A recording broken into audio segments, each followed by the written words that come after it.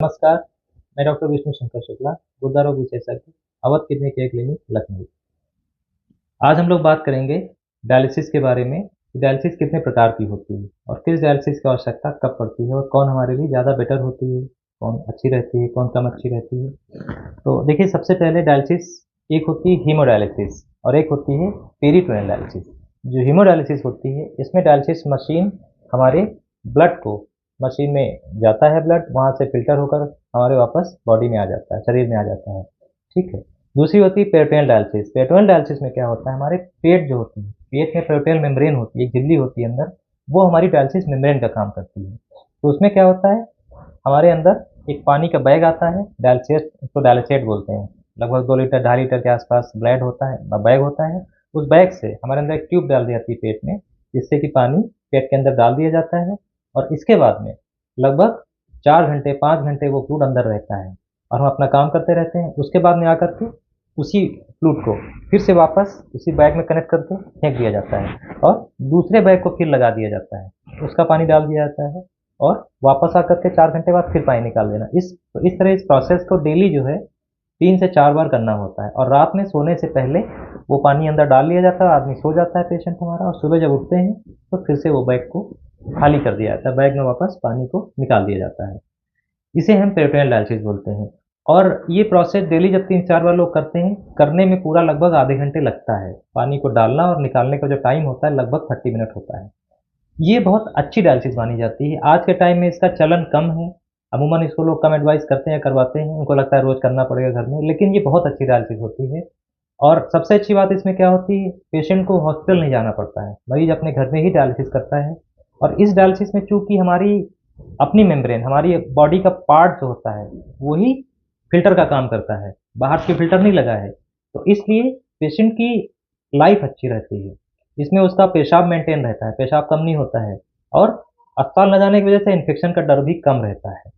हाँ, इसमें थोड़ा सफाई का ध्यान देना पड़ता है, क्योंकि जब पानी डालते हैं और निकालते हैं उस समय हमारे हाथ साफ होने चाहिए, सफाई के साथ शीट लगा के करना होता है। ये सारी चीज़ों का ध्यान रखना है ताकि उस फ्लूइड में इन्फेक्शन, पेट में इन्फेक्शन ना होने पाए। जो पेशेंट पेरिटोनियल डायलिसिस कराते हैं, उनकी जो डायलिसिस की लाइफ होती है लगभग 5 से 10 साल होती है, क्योंकि मेम्ब्रेन की लाइफ 5 से 10 साल होती है। 5 से 10 साल तक वो डायलिसिस का काम हमारी मेम्ब्रेन कर सकती है। 10 साल के बाद उसकी क्षमता खत्म हो जाती है और फिर आपको कुछ और करना पड़ता है। तो सबसे पहले अगर किसी को पेशाब अच्छा हो रहा है, क्रिएटिन बहुत ज़्यादा नहीं बढ़ा है, तो मेरी सलाह है कि उनको पेट की डायलिसिस, पेरिटोनियल डायलिसिस करवानी चाहिए, क्योंकि 10 साल तक वो पेशेंट बहुत अच्छे चलते हैं। पीडी के पेशेंट, जिसे पीडी बोलते हैं हम लोग, पीडी जो होती है सीएपीडी, उसके पेशेंट बहुत अच्छे चलते हैं। उनको आपको देख के लगेगा नहीं कि डायलिसिस के पेशेंट हैं। दूसरा होता है हीमोडायलिसिस, जो ब्लड की डायलिसिस होती है। इसमें क्या होता है, जैसा पहले हमने अपने वीडियो में डिस्कस किया है, इसमें ब्लड जो होता है डायलिसिस मशीन में जाता है। उस मशीन में एक फ़िल्टर, जिसे हम डायलाइज़र बोलते हैं, उस डायलाइज़र के थ्रू वो ब्लड फ़िल्टर होकर वापस निकलता है। जब डायलाइज़र में ब्लड जाता है उस दौरान उसको आरओ का पानी भी आकर मिलता है, तो मेम्ब्रेन के एक तरफ आरओ का पानी, दूसरी तरफ ब्लड होता है और उनके बीच में आदान-प्रदान एक्सचेंज होता है, जिसमें कि जो टॉक्सिन निकल जाते हैं और जो चीज़ चाहिए वो इसमें आ जाती है हमारे ब्लड में वापस, उसी हिसाब से उसकी मशीन की सेटिंग करी जाती है। ये कई तरीके का होता है हीमोडायलिसिस। एक जो कॉमन मशीन से हीमोडायलिसिस हम लोग करवाते हैं, जिसमें कि 4 घंटे 5 घंटे की डायलिसिस हम लोग हफ्ते में 3 बार 2 बार रिकमेंड करते हैं और पेशेंट जाके अस्पताल में करवा के चले आते हैं। दूसरी होती है, कभी-कभी मशीन को मॉडिफ़ाई करा जाता है, क्योंकि इस डायलिसिस के द्वारा हमारे जो टॉक्सिन होते हैं ब्लड में, जो किडनी की वजह से बढ़ते हैं, खराबी की वजह से, वो कई तरीके के होते हैं। एक होता है हल्के साइज़ का, कम साइज़ का, दूसरा होता है मीडियम और तीसरा सबसे बड़े साइज़ का टॉक्सिन। इसमें सबसे छोटे साइज़ का टॉक्सिन जो होता है वो ईज़िली इसमें, तो इस डायलिसिस में सबसे छोटे साइज़ का टॉक्सिन निकल जाता है। जो एक्स्ट्रा पानी शरीर में इकट्ठा हो गया है, वो पानी निकाल दिया जाता है, उसे अल्ट्राफ़िल्ट्रेशन बोलते हैं। और इस तरह से, और जो उनको शरीर में और चीज़ें कम ज़्यादा हैं, वो मॉडिफ़ाई कर दी जाती है, मैनिपुलेट कर दी जाती है, जिससे कि पेशेंट ठीक चलते हैं। अब दूसरा होता है, इसमें और मॉडिफ़िकेशन होते हैं, जैसे किसी का ब्लड प्रेशर कम है, पेशेंट क्रिटिकल है, आईसीयू में है, तो उनको हम लोग इसी मशीन से सेटिंग चेंज करके उसको हम सेलेक्ट बोलते हैं, स्लो लो एफिशिएंसी डायलिसिस, वो डायलिसिस करते हैं, जिसमें कि फ्लो को कम कर दिया जाता है, इससे कमज़ोर हो जाता है डायलिसिस का फ्लो, जिससे कि पेशेंट कम बीपी वाले भी आराम से डायलिसिस करवा पाते हैं और उनकी डायलिसिस 6 घंटे 8 घंटे ऐसे धीरे-धीरे करके होती है। दूसरा होता है, उसको हम बोलते हैं एचडीएफ, हीमोडायाफिल्ट्रेशन। तो ये हीमोडायलिसिस हो गया, आईएसडी बोलते हैं इसको। दूसरा होता है हीमोडायाफिल्ट्रेशन, एचडीएफ। एचडीएफ मशीन थोड़ी सी अलग होती है। उसमें आरओ के पानी के बजाय दूसरा फ्लूइड आता है, उसका पानी आता है, वो लगाया जाता है। और उसमें क्या होता है, जो हमारे टॉक्सिन अभी मैंने बात करी, सबसे छोटे साइज के टॉक्सिन, बीच वाले टॉक्सिन और बड़े, उसमें जो बीच वाले साइज के टॉक्सिन होते हैं, छोटे के साथ साथ वो भी निकल जाते हैं, कि उसका जो फिल्टर होता है, उस फिल्टर में जो क्षमता होती है, छन्नी जो होती है उसकी, वो थोड़ी सी बड़ी होती है, तो वो हमारे और टॉक्सिन को क्लियर करता है, उससे हम एचडीएफ बोलते हैं। तीसरा होता है, उसको हम बोलते हैं सीआरआरटी।